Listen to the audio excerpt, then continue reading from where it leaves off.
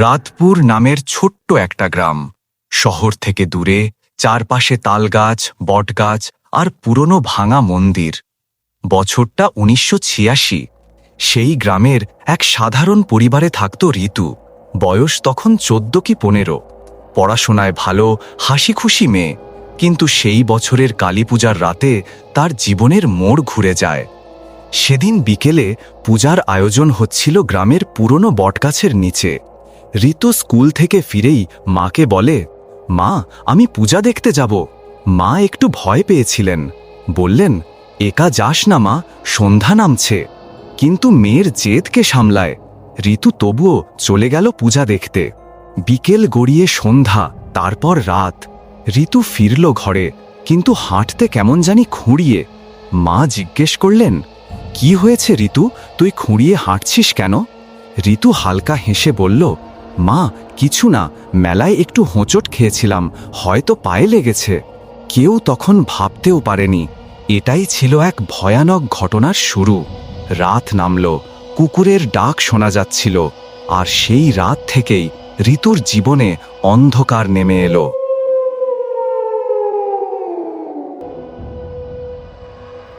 পরের দিন ঋতুর জ্বর এলো, পায়ের ব্যথা বেড়ে গেল, আঙুলটা ফুলে উঠল। গ্রামের ডাক্তার ওষুধ দিলেন, কিন্তু কোনো কাজ হলো না।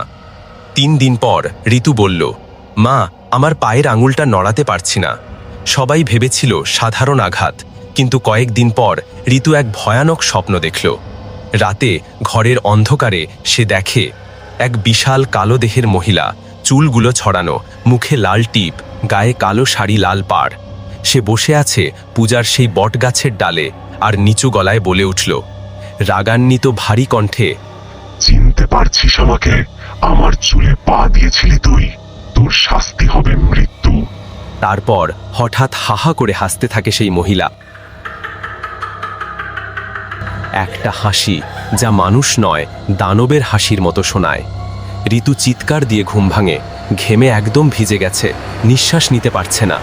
সকালবেলা মাকে সব বলে দেয়, কিন্তু সবাই ভাবে হয়তো জ্বরের কারণে এমন দুঃস্বপ্ন। তারা জানতো না এই স্বপ্নই ঋতুর জীবনের ভয়াল ভবিষ্যৎ লিখে দিয়েছে। স্বপ্ন দেখার পর থেকেই ঋতু বদলে যেতে লাগল। সে খাবার খেতে পারত না, কারণ খাবারের ওপর দেখত এক বিকৃত মুখ, সেই কালো মহিলার মুখ। আর কানে শুনত এক টানা শব্দ, মৃত্যু, মৃত্যু, মৃত্যু। খাবারের গন্ধে তার গা ঘিন ঘিন করত, চোখে ভয়, মুখ শুকনো, শরীর কাঁপছে। গ্রামের লোকেরা বলল, ঋতুরে বাতাস লেগেছে, ভালো কবিরাজ দেখাও। একজন কবিরাজ এলেন। ঋতুর হাত ধরতেই তার গলার আওয়াজ বদলে গেল। এক ভারী ভয়ানক কণ্ঠে সে বলে উঠল, আমি বটগাছের ছায়ায় থাকি। কালী পূজার রাতে এই মেয়ে আমার চুলে পা দিয়েছে। আমি ওকে ছাড়ব না, ওর মৃত্যু হবে। সবাই স্তব্ধ হয়ে গেল। কবিরাজ কাঁপা গলায় বলল, এ মেয়ে পিশাচিনীতে আক্রান্ত, কালী সাধিকার ছায়া ওর শরীরে। সে তাবিজ, পানি পড়া, তেল সব দিল, কিন্তু 7 দিন পর সব কিছু আবার আগের মতো ফিরে এলো। ঋতুর শরীর শুকিয়ে কাঠ, চোখ ফাঁকা, আর মাঝে মাঝে হাসে এমন ভাবে যেন কেউ তার শরীরে ঢুকে আছে। একদিন দুপুরে বারান্দায় সবাই বসে আছে। হঠাৎ একটা কালো মোটা সাপ উঠোনের মাঝখানে পড়ল। সবাই চমকে উঠল, কিন্তু মুহূর্তের মধ্যেই সাপটা গায়েব। না শব্দ, না ছায়া, কিছুই নেই। দিদিমা রাতে স্বপ্ন দেখলেন, একটা চিল তার উঠোনের মুরগির বাচ্চাগুলো ধরে নিয়ে যাচ্ছে, একটার পর একটা। তিনি বুঝলেন এ স্বপ্ন শুভ নয়। এদিকে ঋতুর অবস্থা খারাপ হচ্ছে। সে বলে, মা, সাপ, আমার বিছানার পাশে সাপ। কিন্তু কেউ কিছু দেখে না। দিন কেটে যায়, রাত নামে, আর প্রত্যেক রাতে ঋতুর চোখে ভেসে ওঠে সেই বটগাছের কালো ছায়া। ঋতুকে ঢাকায় নেওয়া হলো চিকিৎসার জন্য। ডাক্তার প্রথমে দেখতে রাজি হলেন, কিন্তু পরের দিন নিজেই ফোন করে বললেন, এই মেয়ের চিকিৎসা আমি করব না। কারণ সেই রাতে ডাক্তার নিজেই স্বপ্ন দেখেছিলেন, এক কালো মহিলা তার সামনে দাঁড়িয়ে বলছে, যদি তুই ওর চিকিৎসা করিস, তোর বংশ আমি মুছে দেব। ডাক্তার ভয় পেয়ে যান, আর কেউ আর কাছে আসতে চায় না। ঋতুর পা পচে যাচ্ছে, শরীর শুকিয়ে কাঠ, চোখ ফাঁকা, ঠোঁট শুকনো। সে হঠাৎ বলে ওঠে, বাবা, কালী পূজার দিন সব ঠিক হয়ে যাবে। সবাই ভাবে হয়তো ভালো হবে, কিন্তু সেই আশাই শেষ আশা হয়ে থাকে। কালী পূজার দিন বাড়ির চারপাশে বাতাস অস্বাভাবিকভাবে থমথমে। ঋতু হঠাৎ বাবাকে বলে, বাবা, রান্নাঘর থেকে বঁটি নিয়ে আসেন। বাবা অবাক হয়ে জিজ্ঞাসা করেন, কেন মা? ঋতুর চোখে তখন অদ্ভুত এক জ্যোতি। সে বলে, আমাকে বলি দিন বাবা, আমার কষ্ট আর সহ্য হচ্ছে না। সবাই কেঁদে ওঠে। কেউ বুঝতে পারে না এই কথাই ছিল ঋতুর শেষ কথা। রাত বাড়ে, পূজার ঢাক বাজে দূরে, আর ঠিক সেই সময় ঋতুর নিঃশ্বাস থেমে যায়। মারা যাওয়ার আগে সে ফিসফিস করে বলেছিল, কাজলকে কখনো নদীতে নামতে দিও না। আজও কেউ জানে না কেন সে এই কথা বলেছিল। শুধু গ্রামের মানুষ বলে, রাতপুরের বটগাছের নিচে মাঝে মাঝে আজও দেখা যায় এক কালো ছায়া, লাল পাড়ের শাড়ি, আর বাতাসে ভেসে আসে এক শীতল হাসি। মৃত্যু, মৃত্যু, মৃত্যু।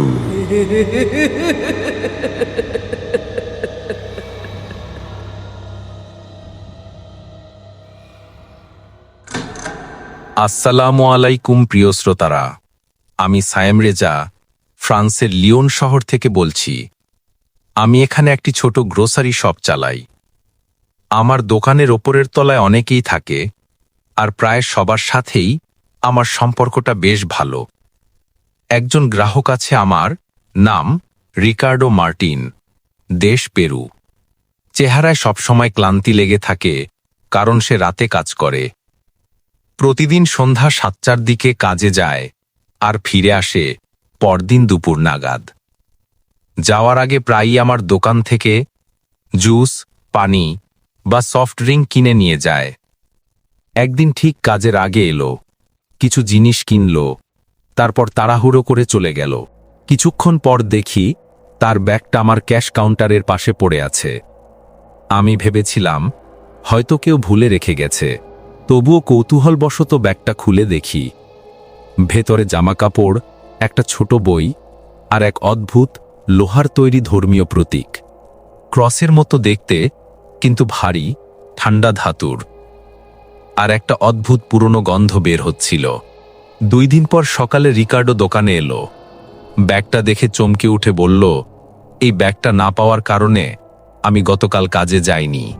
আমি হেসে বললাম, এই ব্যাগে এমন কি আছে ভাই, যা ছাড়া তুমি কাজে যেতে পারো না? ও গম্ভীর মুখে বলল, এই জিনিসগুলো ছাড়া আমি হাসপাতালের রাতের শিফটে থাকতে পারি না। আমি মজা করে বললাম, কি ভাই, ভূত ধরার সরঞ্জাম নাকি? রিকার্ডো হালকা হেসে বলল, না ভাই, আপনি যদি জানতেন ওখানে রাতটা কেমন। তার এই উত্তরটা শুনে আমার শরীরের ভিতরটা কেমন জানি ঠান্ডা হয়ে গেল।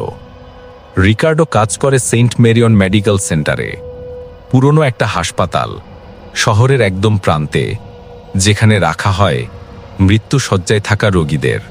প্রথম দিকে দিন শিফটই ছিল, কিন্তু 3য় সপ্তাহ থেকেই পড়ল রাতে।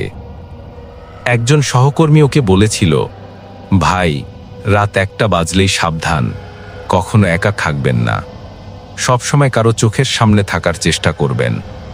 রিকার্ডো ভেবেছিল হয়তো কাজের শৃঙ্খলা বজায় রাখার কথা, কিন্তু পরে বুঝেছিল এই সতর্ক বার্তার পেছনে আছে ভয়ঙ্কর এক কারণ। এক রাতে, রাত তখন 1টা পেরিয়েছে। সে পরিষ্কার পরিচ্ছন্নতার কাজ করছিল তৃতীয় তলার এক ফাঁকা ওয়ার্ডে। দরজা খুলতেই ওর মনে হলো কারোর ছায়া ভেতরে ঢুকে গেল।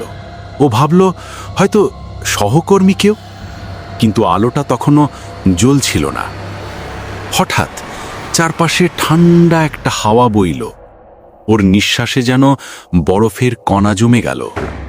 পেছন থেকে একটা শব্দ, যেন দরজা বন্ধ হলো, কিন্তু দরজার কোনো অস্তিত্বই নেই। রিকার্ডো চারদিকে তাকিয়ে দেখে যেদিকে দরজা থাকার কথা সেদিকে শুধু দেয়াল, না জানালার ফাঁক, না আলো। একটা স্থির, ভারী অন্ধকার।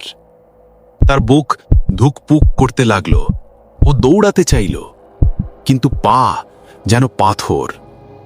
শরীরের এক অংশ বুঝতে পারছে এটা বাস্তব নয়, তবু চোখে দেখা সবই বাস্তব মনে হচ্ছে।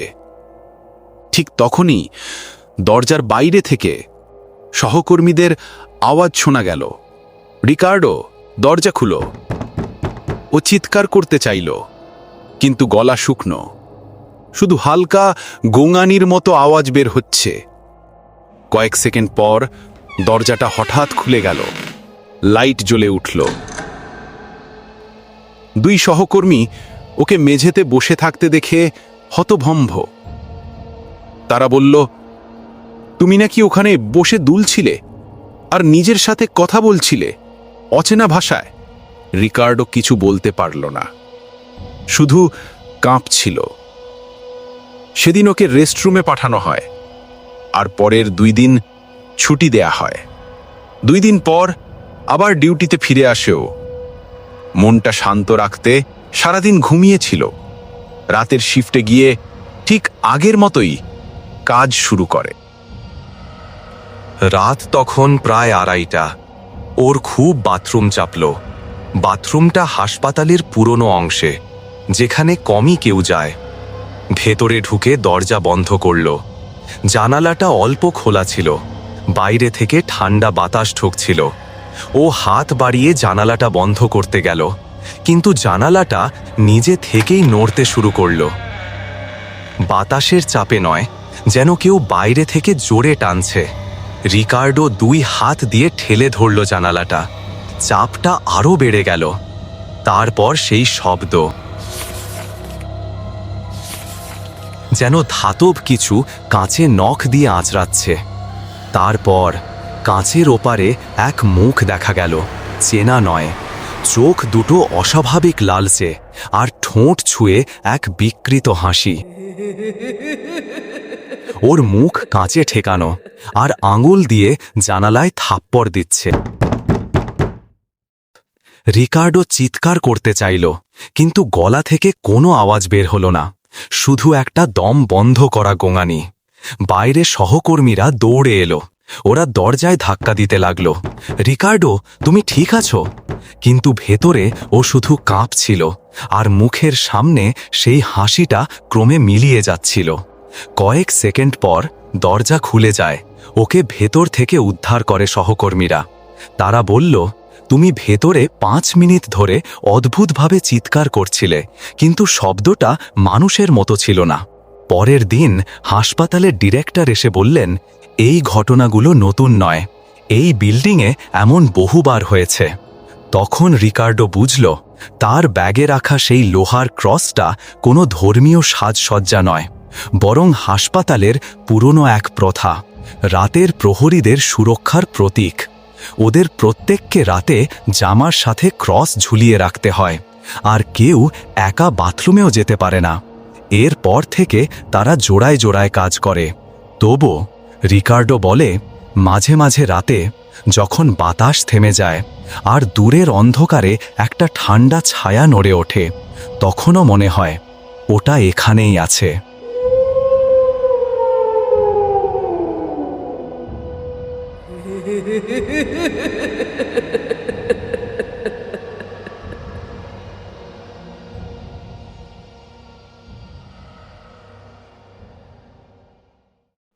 সবাইকে স্বাগতম আপনাদের প্রিয় ইউটিউব চ্যানেল গল্প হলেও সত্যিতে। আজ আমি আপনাদের সামনে তুলে ধরব একটা এমন ঘটনা যা আজও আমার মনে হিম ধরিয়ে দেয়। ঘটনাটা আজ থেকে প্রায় 11 বছর আগের। বছরটা ছিল 2014। আমি তখন ক্লাস 6-এ পড়ি। ছুটি পেলেই নানির গ্রামে চলে যেতাম। গ্রামের নাম ছিল কাশীপুর। নানির বাড়ির চারপাশে বিশাল বাগান, বাঁশঝাড় আর একটা পুরনো কুয়ো। গরমের ছুটি শুরু হতেই আমি চলে গেলাম সেখানে। প্রথম দিনটা ছিল দারুণ। দিনভর খেলাধুলা, পুকুরে গোসল আর সন্ধ্যায় উঠোনে বসে গল্প। সবকিছু এত সুন্দর লাগছিল যে শহরের কথা ভুলেই গিয়েছিলাম। কিন্তু দ্বিতীয় রাত থেকেই শুরু হলো অদ্ভুত কিছু। রাত তখন প্রায় 12টা। আমি ঘুমের মধ্যে হঠাৎ শুনলাম বাইরে কেউ যেন ধীরে ধীরে হাঁটছে। পায়ের তলায় শোনা যাচ্ছিল নূপুরের শব্দ।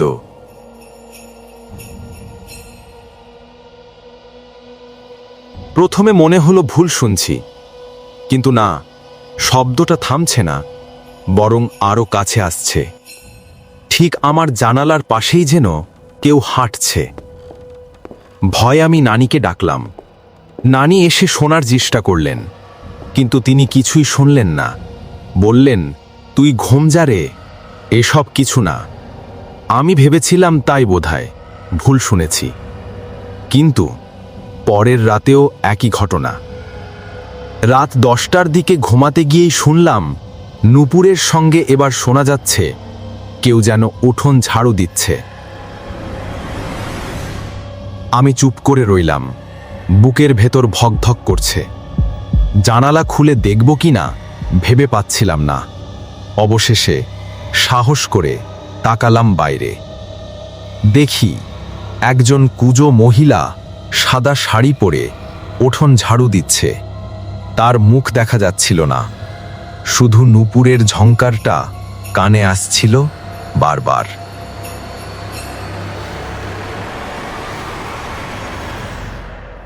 রাত তখন প্রায় 2টা। চাঁদের আলো আধো দেখা যায়, কিন্তু তার গায়ে আলোর বদলে যেন ছায়া লেগে আছে। হঠাৎ সে আমার দিকে মুখ ঘোরালো। আমি দেখলাম তার মুখটা পুরোপুরি ঝলসে যাওয়া, চোখ দুটো লাল আগুনের মতো জ্বলছে। সেই মুহূর্তে সে এক ঠান্ডা হাসি দিল। আমার পুরো শরীর দিয়ে যেন বরফের হাওয়া বয়ে গেল, আর আমি অজ্ঞান হয়ে পড়ে গেলাম। 2 দিন পর আমার জ্ঞান ফিরল। চোখ খুলে দেখি পাশে নানি, মামা আর কয়েকজন গ্রামবাসী। তারা বলল, আমি 2 দিন ধরে অজ্ঞান ছিলাম, কেউ আমাকে জাগাতে পারেনি। একজন মাওলানা সাহেব এসে তাবিজ আর পানি পড়ে দিয়েছিলেন। তারপরই নাকি আমার জ্ঞান ফিরে আসে। আমি জ্ঞান ফেরার পর সব বললাম। নূপুরের শব্দ, কুঁজো মহিলা, ঝলসানো মুখ, সবকিছু। মাওলানা সাহেব বললেন, তোমাদের উঠোনের পুরনো কুয়োয় এক অশরীরী আত্মা আছে। সে তোমাকে দেখে পছন্দ করেছে। তারপর তিনি আমাকে একটা তাবিজ দিলেন। বললেন, এই তাবিজটা কোনোদিন খুলবি না। আমি শহরে ফিরে এলাম। সব ধীরে ধীরে ভুলে গেলাম। কিন্তু একদিন হঠাৎ সেই তাবিজটা খুলে ফেললাম। ভাবলাম, এসব তো কুসংস্কার, ভয় দেখানোর গল্প। আর ঠিক তারপর থেকেই রাতের নিস্তব্ধতায় আমার কানে আবার সেই শব্দ আসতে লাগলো। বাইরে কেউ নেই, তবুও পায়ের শব্দ, ঝাড়ুর আওয়াজ আর হালকা ঠান্ডা হাওয়া জানালা ছুঁয়ে যায়। ধীরে ধীরে সব মিলিয়ে যায়। কিন্তু আজও মাঝরাতে একা বসে থাকলে মনে হয় কোথাও, দূরে কোথাও নূপুরের সেই মৃদু ঝংকারটা বাজছে। এমনই এক গল্প শুনলেন, গল্প হলেও সত্যিতে। বিশ্বাস করবেন কিনা সেটা পুরোপুরি আপনার ওপর। আমি ছিলাম আপনাদের সঙ্গে।